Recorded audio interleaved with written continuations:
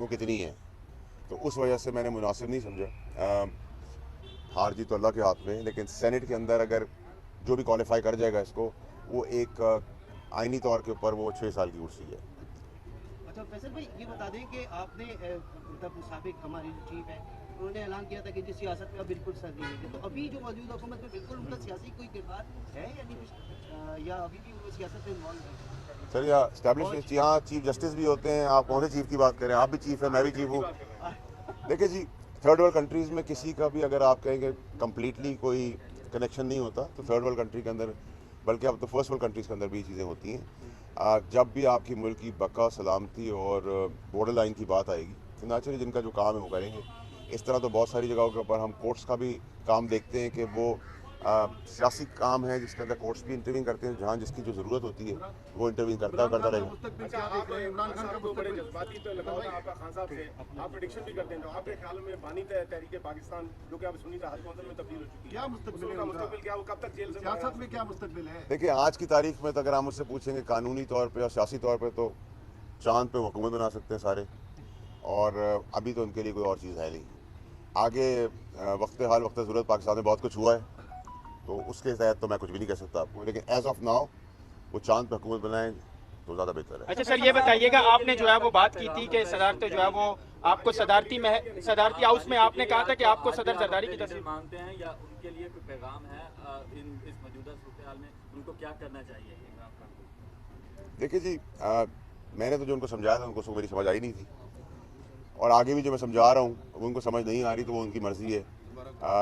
उनका कद काट एज अ सियासी लीडर बहुत बड़ा है, तो मैं तो उन तक नहीं पहुँचता, लेकिन जो चीज़ें मैंने उनको उस टाइम पे कही थी वो सुन लेते, काश तो बहुत बेहतरी होती।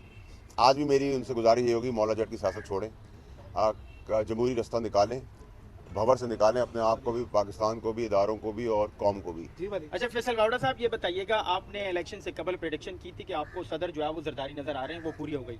अब ये बताइएगा, चेयरमैन सेनेट आपको कौन बनता हुआ नजर आ रहा है? काकड़ साहब दोबारा बन सकते हैं? और साथ ही ये बताइएगा, अली अमीन गंडापुर साहब इस वक्त जो है वो KPK में वज़ीर आला है, तो आपको क्या लगता है जिस तरीके से उनकी जानिब से स्टेटमेंट आ रहे हैं, क्या वो अपनी जो है वो मुद्दत KPK में पूरी कर पाएंगे? नहीं, ना वो अपनी मुद्दत पूरी कर पाएंगे। परेशानियों का टाइम रमज़ान के बाद उनके लिए शुरू हो जाएगा। जो भी 9 मई के अंदर नॉमिनेटेड हैं, कोई भी आइनी तरमीम या नामुमकिनात में से तो कोई भी चीज़ पाकिस्तान में नहीं है। जो 11 बजे ओथ ले सकता है और वही 11 बजे 11 बजे के 1 मिनट में जेल भी जा सकता है। ये तो पाकिस्तान की तारीख रही है, तो उस तारीख के हिसाब से चला करें। अच्छा ये बताएं कि आप जैसे किसी पार्टी से बिलोंग भी नहीं करते, तो क्या सिंध में ये इम्कान मौजूद है कि सेनेट के इलेक्शन के दौरान खरीदो फरोख्त भी हो सकती है? देखिए, खरीदो फरोख्त तो हमेशा पाकिस्तान के अंदर, चाहे वो जनरल इलेक्शन हो या ज़मीनी इलेक्शन हो या ये इलेक्शन हो, ये तो नॉर्म रहा है। तो आज मैं आपको इस पर आके नहीं कह सकता राइस के अंदर कि आज पाकिस्तान में दूध की नहरें बांध दी हैं और आइन और कानून के हिसाब से सब चीज़ चल रही है। ये तो पाकिस्तान की बदकिस्मती है कि हमारी डेमोक्रेसी शायद उस हद तक इसलिए भी नहीं पहुंची कि हमें 100 साल नहीं हुए। जिन मुल्कों को 100 साल कवर हो गए उनमें डेमोक्रेसी बेहतर है, हमें 100 साल से थोड़ा टाइम बीता दूर है, हम तो शायद जो लकूने हैं वो टाइमली ठीक हो गए। अच्छा फैसल साहब, ये बताएं कि पाकिस्तान पीपल्स पार्टी कितनी देर तक मुस्लिम लीग के साथ रहेगी? 1 साल, 1.5 साल? देखिए, मौज़ाती तौर पर अल्लाह की मदद आगे तो 2 साल होगी, फिर वो खुद मैदान में होगी, स्टीयरिंग व्हील पे होगी। ये मेरा एनालिसिस है, क्योंकि एक तो ये हस्ब हाल हस्ब ज़रूरत दोस्ती है। इसके अंदर पीछे आपने देखा है माजी के अंदर इलेक्शन के आखिरी दिन तक भी क्या होता रहा, और 20 साल में जो मियाँ साहब ने जरदारी साहब के साथ किया है, उसके बाद उनके लिए भी बड़ा मुश्किल काम है कि वो भूल जाएँ सारी चीज़ें। तो ये बेहयाई और बेशर्मी की सियासत हमने हमेशा की है पाकिस्तान के अंदर, तो वही अब चल रही है, आगे भी देखते कब तक चलेगी। ये बता लें, जिस पार्टी से आप बिलोंग करते थे, आप उससे बड़ा दूर है, जो लोग उस पार्टी को छोड़ कर गए वो भी वापसी के लिए रास्ते देख रहे हैं, आप भी उस पार्टी की तरफ आएंगे या किसी और पार्टी को? देखिए दादा भाई, मैंने तो ना, मुझे तो पार्टी से निकाला गया था सच बात करने के लिए, ठीक बात करने के लिए, खान साहब को इस भंवर से बचाने के लिए मुझे निकाला गया था। और मैं उस वक्त निकला था जब पाकिस्तान तहरीक इंसाफ आसमान पे थी और खान साहब का कद काट चांद पर था। तो मैं तो बहुत पीक पे जब थे तब निकाला गया।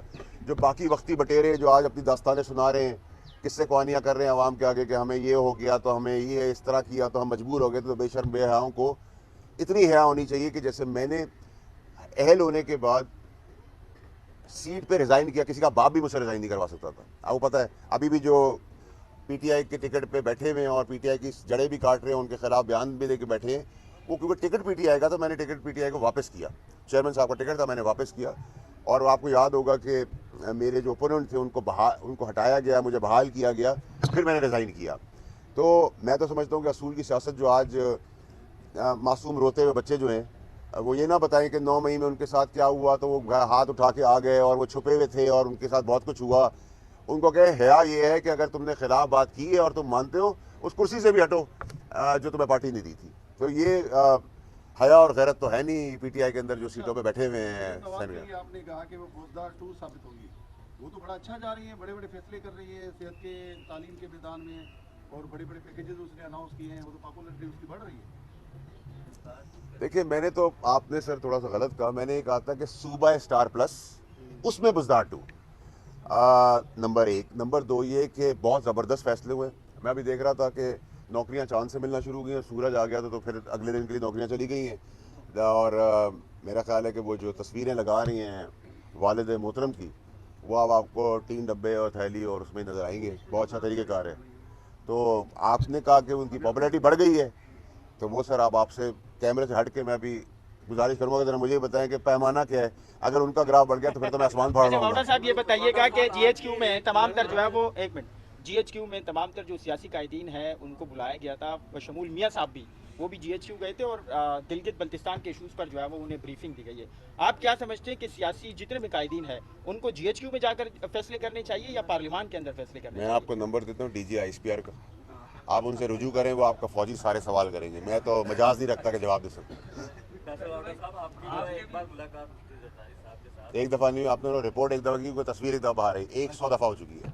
अच्छा बिल्कुल होगी। अच्छा, ये बताएं कि भाई मैं आसिफ जरदारी साहब का बेटा बनाऊं तो एक दफ़ा तो नहीं मुलाकात करूंगा ना। 100 से लेके 1000 दफ़ा करूंगा। ये बताएं कि आसिफ अली जरदारी साहब आपकी जो 100 मुलाकातें हुई और आपने कहा कि इससे तो बेटा नहीं हुआ, क्या आसिफ अली जरदारी साहब ने आपको पाकिस्तान पीपल्स पार्टी ज्वाइन करने की ऑफर की है? हाँ या नहीं? रोजे में हो, सच्ची बताना, हाँ या नहीं? देखिए, मेरी अभी उम्र ऐसी है कि अभी अगर मैं 2, 4 और 5, 10 शादियां भी करना चाहूँ तो उसके लिए हाँ होगी। हाँ। तो इसी तरह जब तक मेरी उम्र है, जब तक तेज़ी चल रही है अल्लाह की तरफ से, उनकी तरफ हो या कोई और पार्टी हो, मैं भी उनको वेलकम कर सकता हूँ और वो भी मुझे वेलकम कर सकते हैं। तो जैसे रिश्ते का एक एज होती है ना, वैसे सियासत की भी एक होती है। तो मेरी एज अभी काफ़ी है उसके अंदर। वेलकम करेंगे। अभी तो मैंने घर में किया था, आपने दिल में किया है। और कुछ सवाल?